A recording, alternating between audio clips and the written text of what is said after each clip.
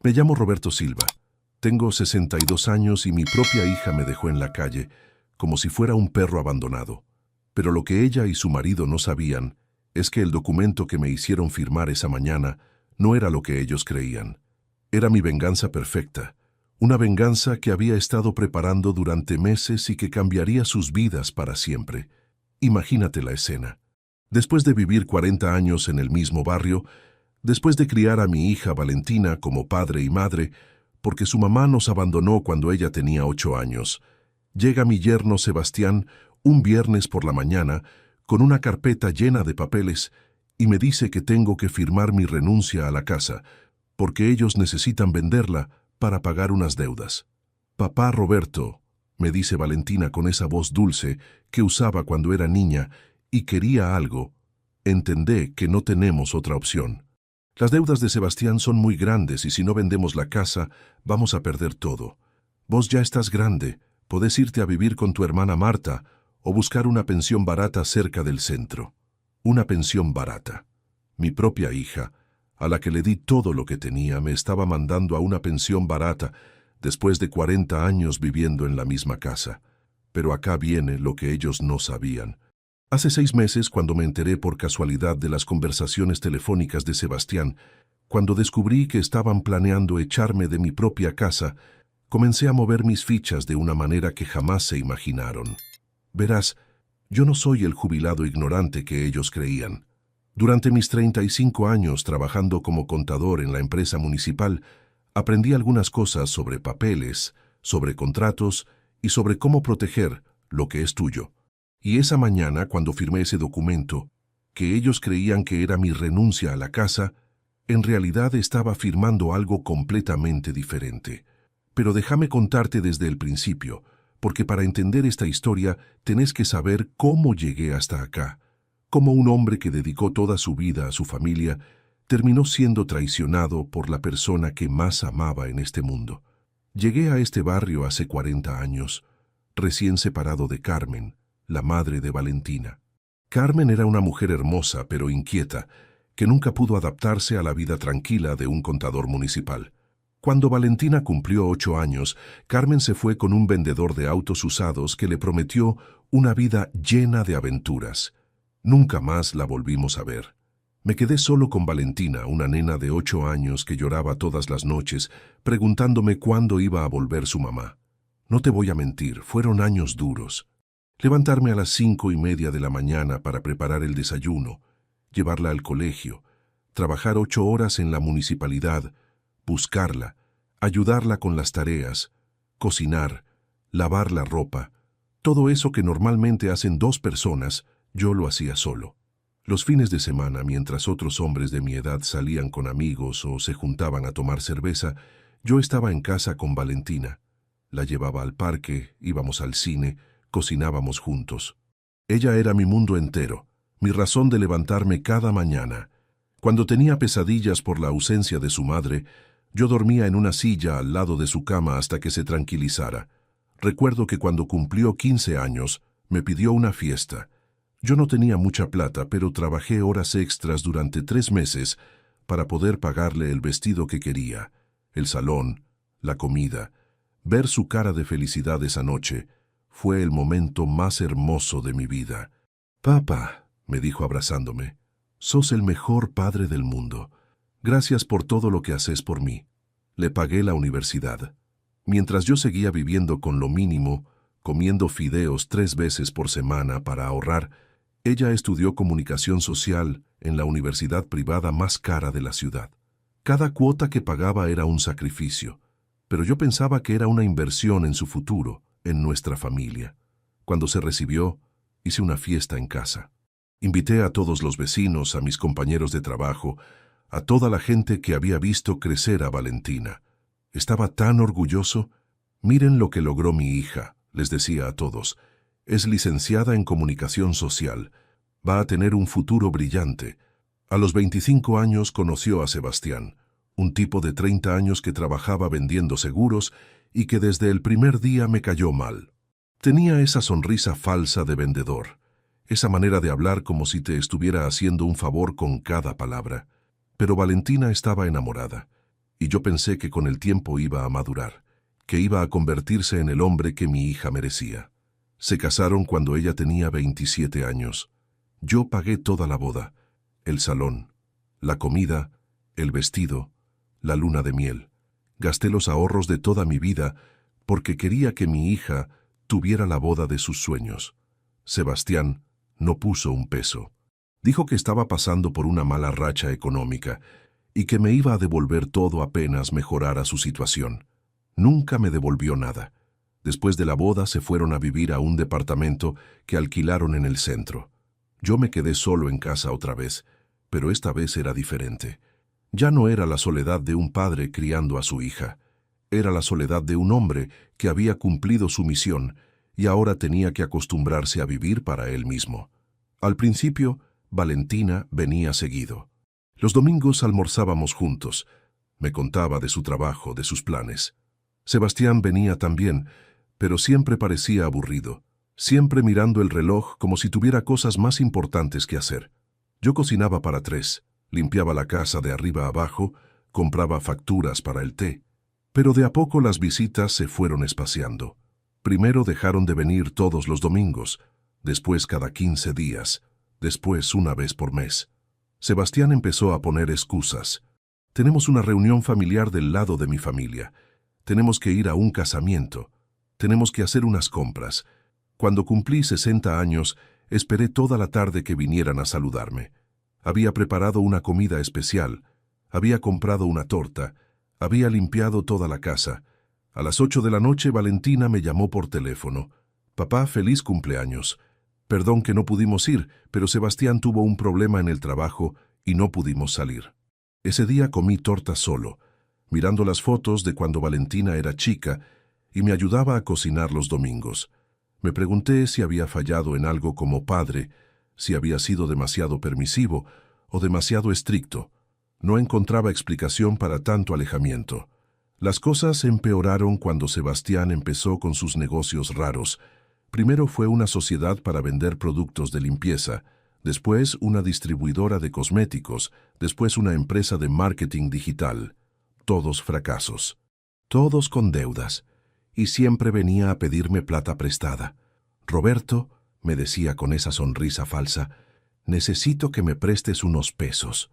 Es una inversión segura. En 6 meses te devuelvo todo con intereses.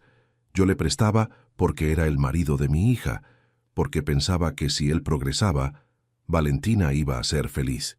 Pero nunca me devolvía nada. Siempre tenía una excusa. El negocio está por despegar. Dame un poco más de tiempo. La plata está invertida y no la puedo sacar ahora. En 3 años me pidió prestados más de 120,000 pesos. Toda mi jubilación, todos mis ahorros, todo lo que había guardado para mi vejez, y nunca me devolvió un centavo. Cuando le preguntaba por la plata, se enojaba. Roberto, no me presiones. ¿No ves que estoy pasando por un momento difícil? Vos sabés que soy de palabra. Te voy a pagar todo, pero necesito tiempo. Y Valentina siempre lo defendía. Papá, Sebastián está haciendo todo lo posible por salir adelante. No lo agobies con el tema de la plata. La plata no es lo más importante en la vida. Lo que importa es la familia. La familia. ¡Qué ironía! Mientras yo los ayudaba económicamente, ellos cada vez me visitaban menos. Mientras yo me preocupaba por su bienestar, ellos se olvidaban de preguntarme cómo estaba yo. Mientras yo daba todo lo que tenía, ellos me trataban como si fuera un banco que nunca cierra. Hace un año, cuando Sebastián vino otra vez a pedirme plata, le dije que no tenía más. Roberto, no seas egoísta. Es solo hasta que se normalice la situación. Son 20,000 pesos nada más. Pero yo ya no tenía ni un peso. Había gastado todos mis ahorros en sus negocios fallidos. Se enojó como nunca lo había visto. Mira, Roberto, vos vivís solo en esta casa grande. Nosotros estamos alquilando un departamento carísimo. ¿No te parece injusto? Y ahí fue cuando escuché por primera vez la idea que después se convertiría en mi pesadilla. Capaz tendríamos que pensar en vender esta casa y comprarnos algo más chico para vos, y con lo que sobra, nosotros podemos comprar nuestro departamento. Vender mi casa. La casa donde había criado a Valentina, donde tenía todos mis recuerdos, donde había vivido 40 años, la casa que había pagado trabajando día y noche durante décadas, y comprarme algo más chico, como si yo fuera una carga, como si mis 40 años en esa casa no significaran nada. Esa noche, después de que se fueran, tomé una decisión que cambiaría todo. Si ellos creían que podían manipularme, que podían sacarme mi casa para solucionar sus problemas económicos, estaban muy equivocados. Si pensaban que yo era un viejo tonto al que podían estafar, estaban muy equivocados. Y si creían que iba a entregarles todo sin pelear, estaban muy equivocados. Empecé a investigar. Como contador sabía dónde buscar información, sabía cómo funcionaban los registros públicos, sabía cómo averiguar la situación financiera de una persona. Y lo que descubrí sobre Sebastián me dejó helado. No solo tenía deudas conmigo, tenía deudas con bancos, con prestamistas, con proveedores. Debía más de 500,000 pesos, pero además descubrí algo más grave. Había puesto como garantía de varios préstamos un departamento que no existía. Había falsificado documentos para conseguir créditos. Técnicamente, Sebastián era un estafador que había convertido a mi hija en su cómplice sin que ella se diera cuenta. Durante meses empecé a escuchar sus conversaciones telefónicas. Cuando venían a casa, yo me quedaba en la cocina mientras ellos hablaban en el living y podía escuchar todo. Sebastián le decía a Valentina que la única solución era convencerme de vender la casa. Si tu viejo no vende, vamos a terminar en la calle. Los bancos me van a embargar todo. La única salida es esa casa. Y Valentina, mi propia hija, a la que había criado para que fuera una mujer honesta y trabajadora, le respondía que iba a encontrar la manera de convencerme. Tiene razón, Sebastián. Papá ya está grande. No necesita una casa tan grande. Podemos convencerlo de que es lo mejor para él también. Esa conversación me partió el corazón. Mi hija, por la que había sacrificado todo, estaba planeando echarme de mi propia casa para salvar a su marido estafador. Pero también me dio una idea. Si ellos querían jugar sucio, yo también podía hacerlo. Y tenía una ventaja que ellos no sabían. Conocía muy bien las leyes, los contratos y la letra chica de todos los documentos. Fui a ver a mi amigo González, un abogado que había conocido en la municipalidad y que ahora tenía su propio estudio. González, le dije, necesito tu ayuda para una situación muy delicada. Le conté todo. La situación con Sebastián, las deudas, los planes de echarme de casa. González me escuchó en silencio y después me dijo algo que cambió todo. Roberto, lo que tu yerno está haciendo es técnicamente estafa. Podríamos denunciarlo y que vaya preso. Pero si vos querés algo más sutil, algo que les dé una lección que no se olviden nunca, yo tengo una idea mejor. Me explicó su plan y me pareció perfecto. Era legal, era justo y sobre todo era la venganza perfecta contra dos personas que habían abusado de mi confianza y mi amor durante años. Pasé 3 meses preparando todo, moviendo papeles, preparando documentos, asegurándome de que cuando llegara el momento, todo funcionara como un reloj. Y ese momento llegó hace una semana. Vinieron un viernes por la mañana, como te conté al principio. Sebastián traía una carpeta llena de papeles y esa sonrisa falsa que yo ya conocía tan bien. Valentina tenía cara de culpable, como cuando era chica y había roto algo, y no quería que me diera cuenta.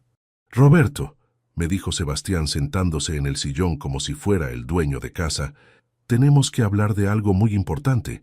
La situación económica está muy complicada y necesitamos tomar una decisión que nos va a beneficiar a todos». Me explicó que tenían compradores interesados en la casa, que me iban a dar una parte del dinero para que me comprara algo más chico, que era la mejor solución para todos. Todo muy bien explicado, como si realmente fuera un favor que me estaban haciendo. Valentina me tomó de la mano como hacía cuando era chica. «Papá, sé que es difícil, pero realmente es lo mejor. Vos vas a estar más cómodo en un lugar más chico, sin tantas cosas que limpiar y mantener. Y nosotros vamos a poder salir de las deudas y empezar de nuevo». Les dije que necesitaba pensarlo, que era una decisión muy importante y que quería estar seguro. Pero Sebastián se impacientó. «Roberto, no hay tiempo para pensar. Los compradores quieren una respuesta hoy. Si no firmamos ahora, perdemos la oportunidad y después no sé qué vamos a hacer con las deudas. Miré los papeles que me daban. En la parte de arriba decía cesión de derechos de propiedad. Básicamente, yo renunciaba a todos mis derechos sobre la casa y se los transfería a ellos para que pudieran venderla. Era exactamente lo que González había predicho que me iban a hacer firmar. Está bien, les dije. Voy a firmar. Pero antes, quiero que ustedes firmen algo también. Es un documento que preparé para asegurarme de que van a cumplir con lo que me prometen. Si yo les doy la casa, ustedes me tienen que garantizar que me van a cuidar en mi vejez, que no me van a abandonar. Sebastián se puso nervioso. ¿Qué tipo de documento? Es solo una declaración de responsabilidad familiar, le dije. Ustedes se comprometen por escrito a hacerse cargo de todos mis gastos de salud, vivienda y alimentación hasta que me muera. Como una especie de seguro de vida, pero al revés. Valentina miró a Sebastián con cara de duda, pero él le hizo una seña de que firmara. Está bien, Roberto. Si eso te tranquiliza, firmamos. Total, igual íbamos a cuidarte. Ahora solo va a estar por escrito. Firmaron sin leer. Los dos. Sebastián y Valentina pusieron su firma en un documento que no habían leído, confiando en que yo era demasiado tonto como para engañarlos. Después, yo firmé el papel que ellos me daban, el papel que creían que me quitaba la casa. Se fueron esa misma tarde, contentos, abrazándome, diciéndome que habían tomado la mejor decisión para toda la familia. Me dijeron que en una semana me tenía que ir de la casa porque los compradores querían entrar rápido. Una semana para dejar la casa donde había vivido 40 años. Esa noche llamé a González. Doctor, ya está todo hecho. Firmaron sin leer, exactamente como usted predijo. Perfecto, Roberto. Ahora viene la segunda parte del plan. Mañana empezamos con los trámites. ¿Querés saber qué decía realmente el documento que ellos firmaron? ¿Querés saber qué decía el documento que yo firmé? Porque ninguno de los dos documentos era lo que ellos creían. El documento que firmaron Sebastián y Valentina no era una simple declaración de responsabilidad familiar. Era un pagaré solidario por 500,000 pesos, la suma exacta de todas las deudas de Sebastián. Se habían hecho responsables legalmente de pagar todas las deudas que él había contraído fraudulentamente. Y lo mejor de todo, habían renunciado a cualquier reclamo sobre mi casa como garantía de pago. El documento que yo firmé tampoco era una cesión de derechos. Era una declaración jurada donde certificaba que nunca había recibido dinero prestado de Sebastián, que todas las supuestas deudas que él había declarado conmigo eran falsas y que cualquier documento que él hubiera presentado en bancos o financieras usando mi casa como garantía era fraudulento. En otras palabras, Sebastián había quedado legalmente expuesto como estafador. Valentina se había hecho responsable de todas sus deudas y yo había quedado completamente protegido de cualquier reclamo sobre mi propiedad. Pero la verdadera sorpresa vino el lunes por la mañana. González había enviado copias de todos los documentos a los bancos y financieras donde Sebastián tenía deudas. También había enviado una denuncia penal por estafa y falsificación de documentos. Y había solicitado el embargo preventivo de todas las propiedades de Sebastián y Valentina para garantizar el pago de las deudas. A las 9 de la mañana del lunes, llegaron los oficiales de justicia a casa de Valentina y Sebastián. Les embargaron el auto, los muebles, la ropa, todo lo que tenían, y les notificaron que tenían 72 horas para presentarse en la fiscalía a declarar por estafa y falsificación de documentos. Sebastián me llamó a los gritos. «Roberto, ¿qué hiciste? Nos están embargando todo, decí que esto es un error. Pero yo ya no estaba en casa. Me había ido a pasar unos días a lo de mi hermana Marta, como ellos me habían sugerido. Valentina también me llamó, llorando. Papá, no entiendo nada. Dicen que firmamos un pagaré, pero nosotros nunca firmamos nada de eso. Nos están pidiendo 500,000 pesos que no tenemos. Por favor, ayúdanos. Ayudarlos. Después de todo lo que me habían hecho, me pedían ayuda. Volví a casa el miércoles. Encontré a Valentina esperándome en la puerta, con los ojos hinchados de llorar. Estaba sola. Sebastián había desaparecido en cuanto se dio cuenta de la magnitud del problema. Había abandonado a mi hija y se había fugado, dejándola sola con todas las deudas y todos los problemas legales. «Papá», me dijo cuando me vio llegar, «perdóname. No sabía nada de las deudas de Sebastián. No sabía que había usado tu casa como garantía. No sabía que había falsificado documentos. Yo solo quería ayudarlo porque lo amo. Porque lo amás», le dije. «¿Y a mí? ¿Vos me amás también?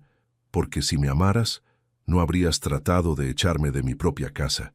Si me amaras, habrías venido a visitarme más seguido en estos últimos años.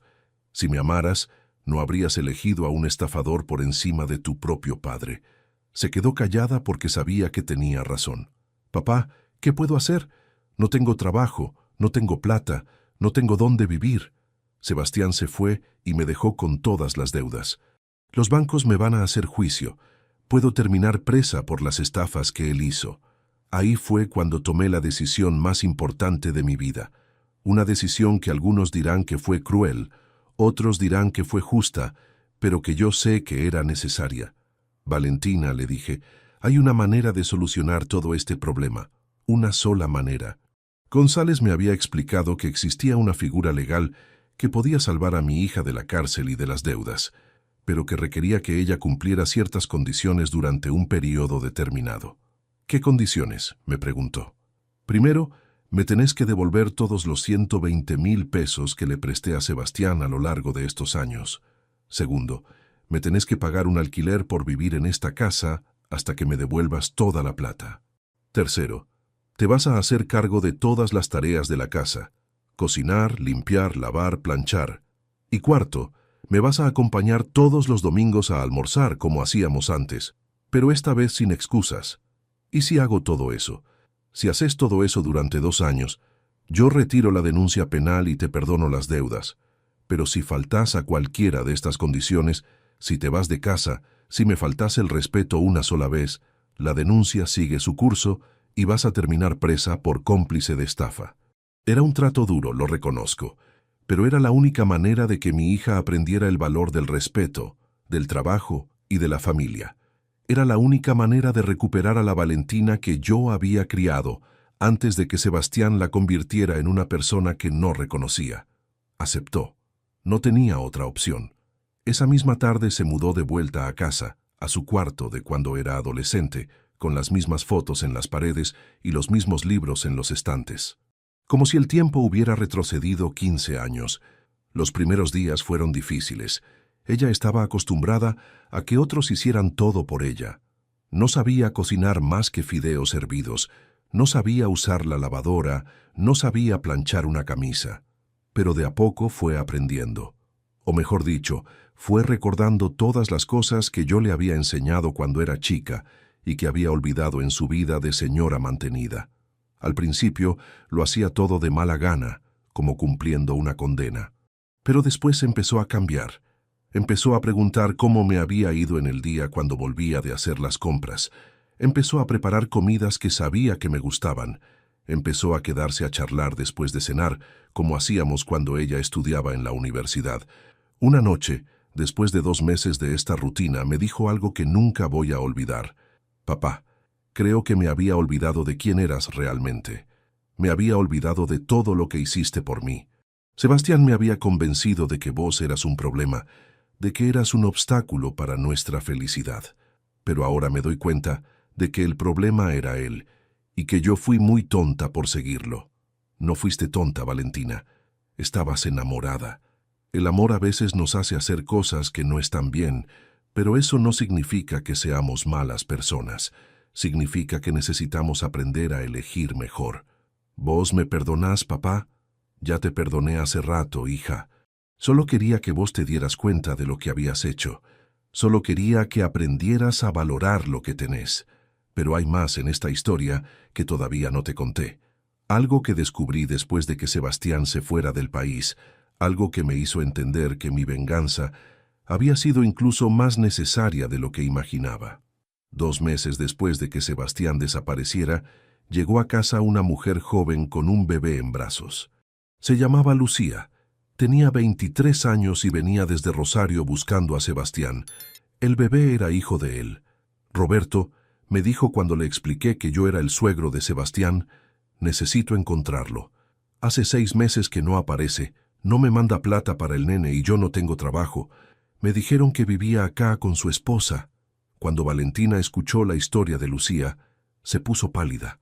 Sebastián había estado viviendo una doble vida durante los últimos 2 años. Tenía otra mujer en Rosario. Había tenido un hijo con ella y le había prometido que se iba a separar de su esposa para estar con ellas. Lucía había estado esperando durante meses que Sebastián cumpliera su promesa. Mi hija se sentó en la cocina y lloró como no la había visto llorar desde que era una nena. No solo había sido engañada con los negocios y las estafas, no solo había sido manipulada para echarme de casa, también había sido traicionada con otra mujer y otro hijo. Papá me dijo esa noche, cuando Lucía ya se había ido, ¿cómo pude ser tan ciega? ¿Cómo no me di cuenta de nada? Porque cuando queremos a alguien, le respondí, a veces vemos solo lo que queremos ver, pero lo importante no es haberte equivocado, lo importante es haber aprendido. Le dimos dinero a Lucía para que pudiera volver a Rosario con su bebé. No era responsabilidad nuestra, pero tanto Valentina como yo sentimos que era lo correcto. Esa pobre chica también había sido víctima de Sebastián, al igual que nosotros. Después de ese episodio, mi hija cambió completamente. Ya no era solo que cumplía con las condiciones que yo le había puesto. Era que realmente había entendido el tipo de hombre que había sido Sebastián y el daño que había hecho a toda la familia. Empezó a ir a terapia psicológica. Quiero entender cómo llegué a elegir a alguien así, me dijo. Quiero asegurarme de que nunca más me voy a dejar manipular de esa manera. Y sobre todo, quiero reparar todo el daño que te hice, papá. Los domingos por la tarde, después de almorzar, empezamos una nueva tradición.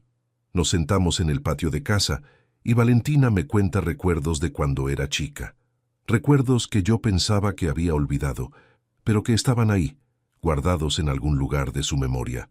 ¿Te acordás, papá, cuando yo tenía 10 años y me llevaste a ver los fuegos artificiales el día de la Independencia? Me contó un domingo. Yo tenía miedo de los ruidos fuertes, pero vos me pusiste en tus hombros y me tapaste los oídos con tus manos. Fue la primera vez que me sentí completamente segura en mi vida. ¿Te acordás cuando cumplí 16 años y me regalaste esa bicicleta roja que había visto en la vidriera? Me había dicho que era muy cara, que no tenías plata para eso, pero igual me la regalaste. Después me enteré de que habías trabajado los fines de semana durante 3 meses para poder pagarla. ¿Te acordás cuando me enfermé de neumonía a los 20 años y vos dormiste en el hospital conmigo todas las noches?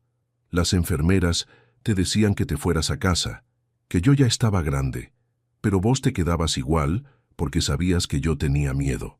Cada recuerdo que me contaba era como reconstruir nuestra historia juntos, como recordar quiénes habíamos sido antes de que Sebastián apareciera y lo arruinara todo, como recuperar esa conexión que habíamos perdido y que yo pensaba que ya no existía.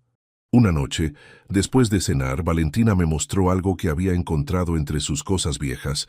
Era una carta que me había escrito cuando tenía 15 años, el día después de su fiesta de cumpleaños. Querido papá, decía la carta, quiero que sepas que sos el mejor padre del mundo. Sé que haces muchos sacrificios por mí. Sé que trabajas más de lo que deberías para darme todo lo que necesito. Cuando sea grande, te voy a devolver todo lo que hiciste por mí. Te voy a cuidar como vos me cuidaste a mí. Te amo, Valentina. Leyendo esa carta me di cuenta de algo muy importante. La Valentina que me había echado de casa no era la verdadera Valentina. Era una versión distorsionada de mi hija, una versión que había sido manipulada y confundida por un hombre que no la merecía. La verdadera Valentina era la que había escrito esa carta, la que ahora estaba sentada al lado mío, recordando nuestra historia juntos. También me di cuenta de que mi plan había funcionado mejor de lo que esperaba. No solo había protegido mi casa y recuperado mi dignidad, también había recuperado a mi hija. Había rescatado a la Valentina que yo había criado de las garras de un manipulador que casi la destruye. Pero la historia no termina ahí. Hace 3 meses pasó algo que ninguno de los dos esperábamos. Llegó una carta del juzgado. Era una citación para Sebastián, que había sido localizado en Paraguay y estaba siendo extraditado a Argentina para enfrentar los cargos por estafa. González me llamó para explicarme la situación. Roberto, me dijo, el gobierno paraguayo accedió a extraditarlo porque las pruebas de estafa son muy claras. Va a tener que venir a declarar y muy probablemente va a ir preso. Pero eso significa que Valentina también va a tener que declarar como testigo. Cuando le conté a mi hija sobre la extradición, se puso nerviosa. Papá, no quiero verlo nunca más. No quiero tener que hablar de todo lo que pasó delante de un juez. No quiero revivirlo. Pero yo le expliqué que era necesario. Valentina, le dije, parte de cerrar este capítulo es enfrentar lo que pasó. No podés huir de la verdad para siempre. Y además, tu testimonio puede ayudar a que Sebastián no le haga a otras mujeres lo que te hizo a vos. El juicio fue hace un mes. Valentina declaró durante 2 horas. Contó todo. Las deudas, las mentiras, los planes para echarme de casa, la doble vida con Lucía. Fue doloroso para ella, pero también fue liberador. Al final de su declaración, el juez le preguntó si tenía algo más que agregar. Sí, señor juez, respondió mi hija. Quiero que quede claro que mi padre no es una víctima en esta historia. Es un héroe.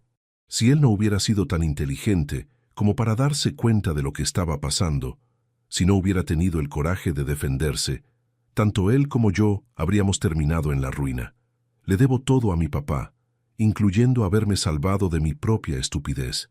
Sebastián fue condenado a 4 años de prisión por estafa y falsificación de documentos. También fue obligado a pagar una indemnización que obviamente nunca va a poder pagar, pero que quedó registrada por si algún día tiene bienes que embargar. Después del juicio, Valentina y yo fuimos a almorzar a un restaurante cerca del juzgado. Papá, me dijo mientras tomábamos el café, hay algo que quiero decirte. Durante todos estos meses que estuve viviendo en casa otra vez, me di cuenta de algo que nunca había entendido antes. ¿Qué cosa? Me di cuenta de que ser padre no es solo dar dinero o pagar estudios o comprar regalos. Ser padre es estar presente todos los días, es preocuparse, es sacrificarse, es poner límites cuando es necesario, es perdonar, pero también es enseñar consecuencias. Vos hiciste todo eso por mí desde que era una bebé hasta ahora que tengo 31 años. Y también me di cuenta de algo más, siguió diciendo. Me di cuenta de que cuando vos me pusiste esas condiciones, cuando me obligaste a quedarme en casa y trabajar para pagarte lo que debía, no lo hiciste para castigarme, lo hiciste para salvarme, para enseñarme a ser responsable otra vez, para recordarme quién era yo realmente. Tenés razón, le dije, pero también lo hice porque te amo. Y a veces amar significa ser duro cuando la situación lo requiere. A veces amar significa no perdonar fácil, para que la persona que amás aprenda a no lastimarse a sí misma. Esa conversación marcó el final de mi plan de 2 años. Esa noche, cuando llegamos a casa, le dije a Valentina que ya no tenía que seguir pagándome alquiler, que ya no tenía que seguir pagándome los préstamos que le había hecho a Sebastián. Había cumplido con su parte del trato, había aprendido la lección y había demostrado que había cambiado realmente. Pero ¿sabés qué me dijo? Papá, yo quiero seguir viviendo acá un tiempo más. No porque esté obligada, sino porque me gusta estar con vos.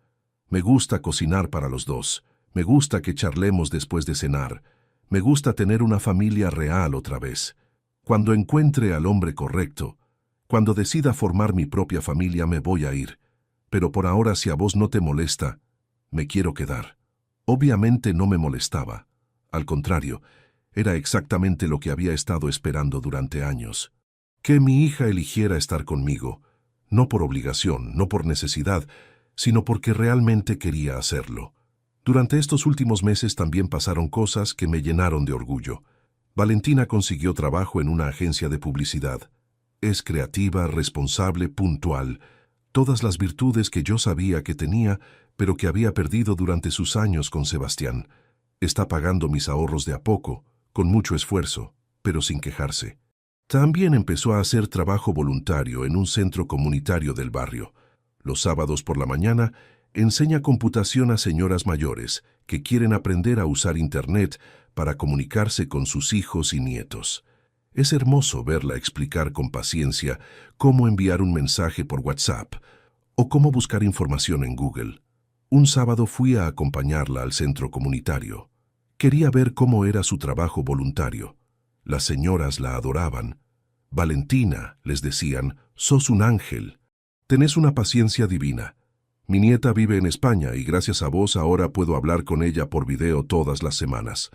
Ese día, viendo a mi hija ayudar a esas mujeres mayores, me di cuenta de que había recuperado no solo a la Valentina que yo había criado, sino a una versión mejorada.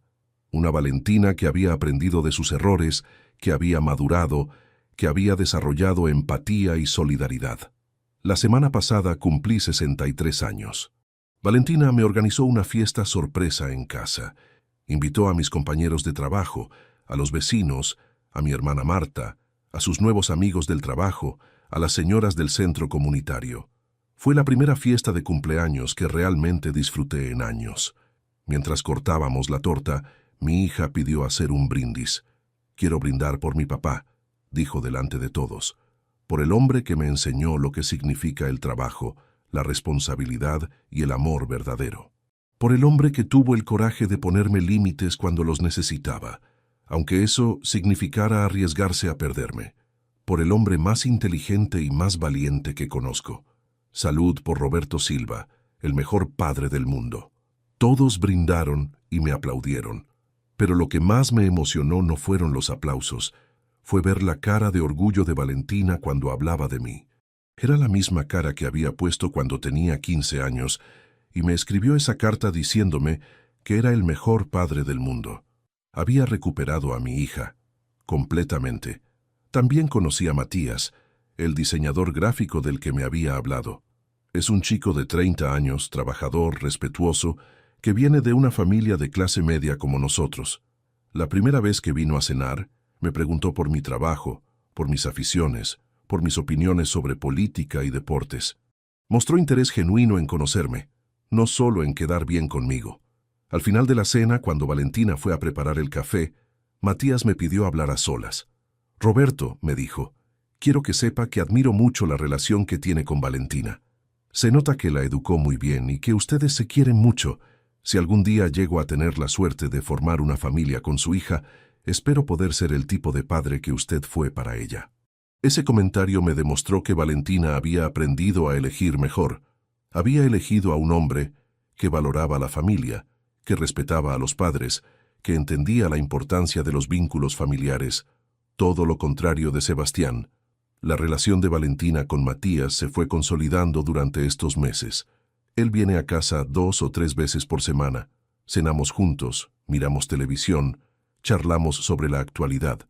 Es como tener un hijo más en casa, pero un hijo que llegó cuando ya era adulto y que se ganó su lugar con respeto y cariño. El mes pasado, Matías me pidió permiso para pedirle casamiento a Valentina. «Roberto», me dijo, «sé que Valentina ya es una mujer adulta y que puede tomar sus propias decisiones, pero quiero hacer las cosas bien. Quiero que usted sepa que mis intenciones son serias, que la amo de verdad y que quiero construir una familia con ella». Le pregunté sobre sus planes, sobre su trabajo, sobre sus expectativas para el futuro. Me contó que habían decidido esperar un año más antes de casarse, para conocerse mejor, y para que Valentina terminara de acomodar su situación legal, después del problema con Sebastián. También me contó que querían seguir viviendo en el barrio, cerca de mí. «No queremos que usted se quede solo», me dijo. Valentina y yo hablamos mucho sobre esto. «Cuando nos casemos, queremos alquilar una casa cerca de acá para poder seguir compartiendo domingos familiares, para que nuestros hijos conozcan bien a su abuelo, para que usted sienta que sigue siendo parte importante de la familia». Esas palabras me emocionaron mucho.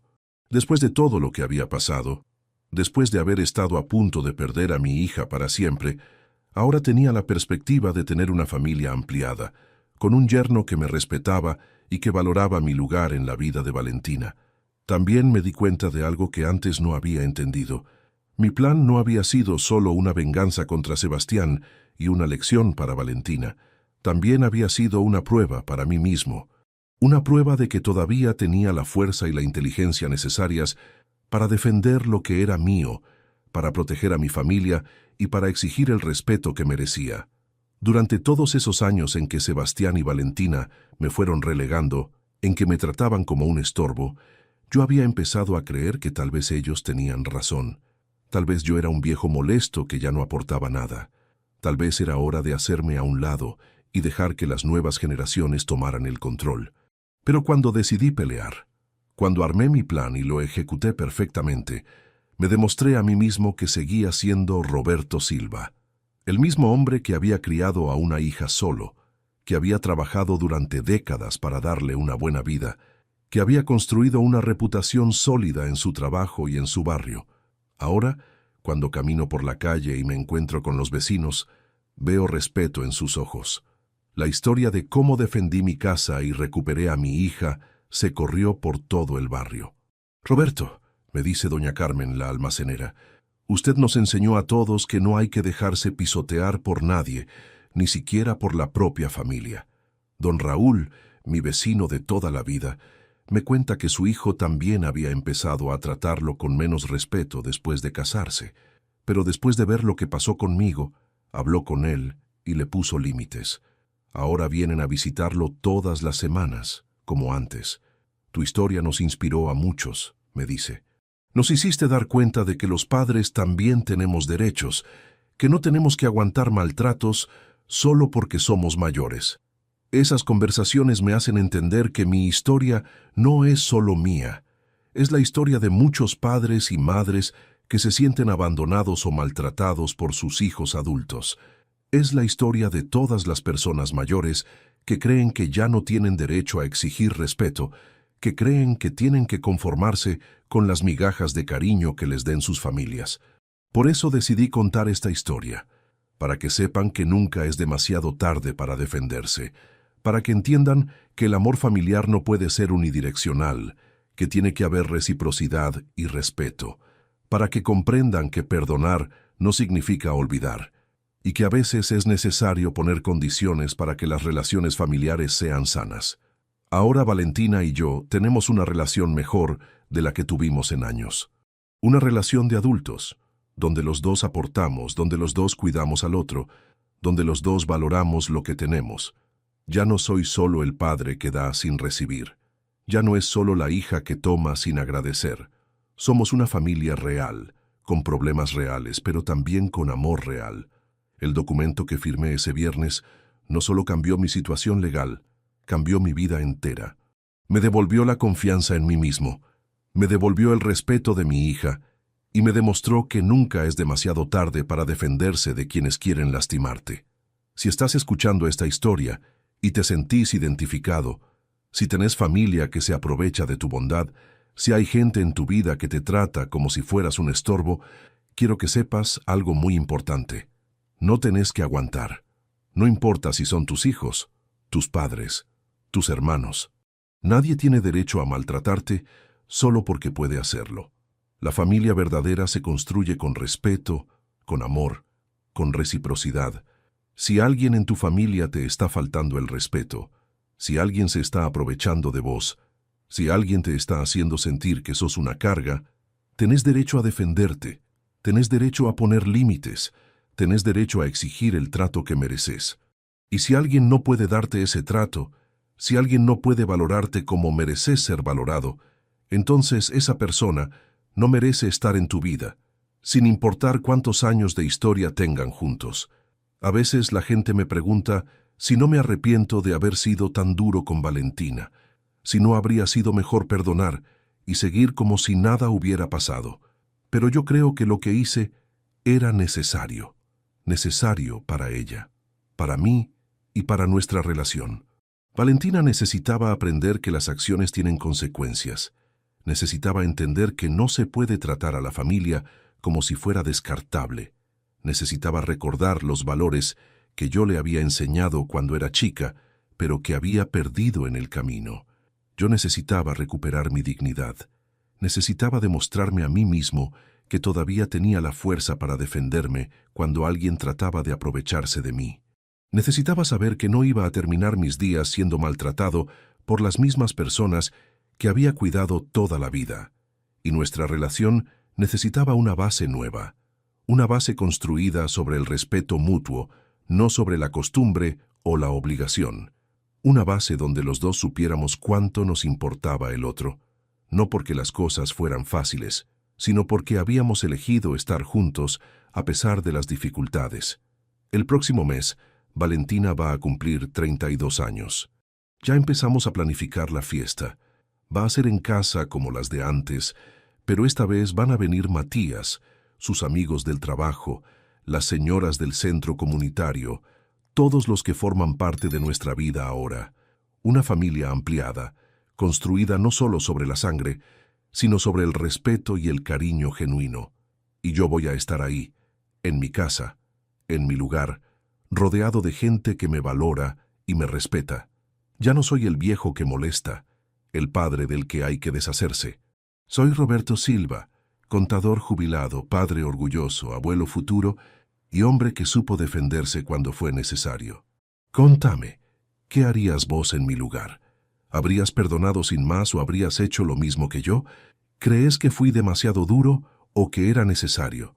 Y sobre todo, contame desde qué ciudad me estás escuchando, porque me gusta saber que hay gente en todo el mundo que entiende que a veces hay que ser fuerte para proteger lo que uno ama, aunque eso incluya protegerse de la propia familia. Porque al final, lo que aprendí de toda esta experiencia es que el amor verdadero no es solo dar sin recibir. El amor verdadero es construir relaciones basadas en el respeto mutuo, donde todos aportan, donde todos se cuidan, donde todos valoran lo que tienen. Y a veces, para llegar a ese amor verdadero, hay que pasar por momentos difíciles, hay que poner límites, hay que exigir lo que uno merece, pero vale la pena. Porque al final del día, cuando te acostás sabiendo que tenés una familia que te respeta y te valora, cuando sabes que ocupás el lugar que mereces en la vida de las personas que amás, entonces entendés que todas las batallas que tuviste que pelear valieron la pena. Y esa, amigos, es la historia de cómo un documento cambió mi vida para siempre.